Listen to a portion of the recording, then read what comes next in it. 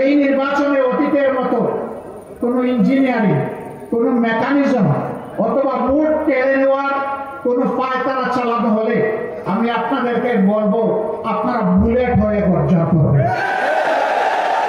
আগামী নির্বাচনের মধ্য দিয়ে নতুন বাংলাদেশের নতুন ইতিহাস রচিত হবে ইনশাআল্লাহ।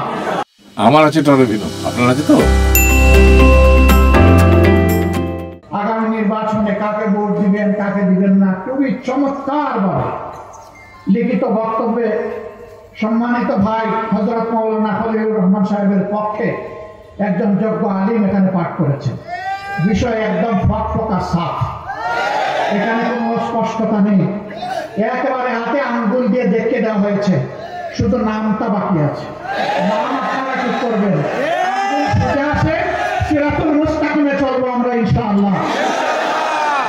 আমাদের এই লড়াই সকল ধরনের জুলুমের বিরুদ্ধে, সকল ফ্যাসিবাদের বিরুদ্ধে, সকল দুর্নীতির বিরুদ্ধে, সকল অপকর্মের বিরুদ্ধে, জাতিকে বিভক্ত করার বিরুদ্ধে এবং জাতিকে অন্য জাতির তাবেদার বানানোর বিরুদ্ধে।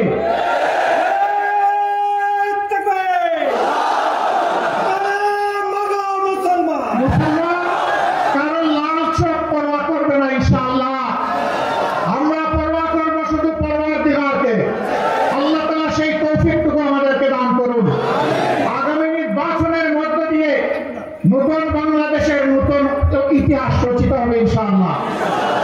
একটা আহ্বান আপনাদের প্রতি, আমার ভাই বিএনপির সম্মানিত নেতা বলেছেন বাংলাদেশের স্বাধীনতার পর কোনো নির্বাচন সুষ্ঠু হয়নি।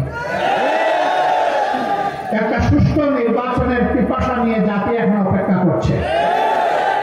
এই নির্বাচনে অতীতের মতো কোনো ইঞ্জিনিয়ারিং, কোনো মেকানিজম অথবা ভোট কেড়ে নেওয়ার কোনো পায়তারা চালানো হলে আমি আপনাদেরকে বলবো আপনারা বুলেট হয়ে গর্জন করবেন। ওই দুষ্ট হাত আপনারা অবশ করে দেবেন। শুধু ভোট দিবেন না, ভোটের পাহারা দাঁড়িয়ে করবেন। আপনার ভোটে আপনার প্রতিনিধি নির্বাচিত হবে, সেটি নিশ্চিত না হওয়া পর্যন্ত আপনারা বিশ্রাম নেবেন না।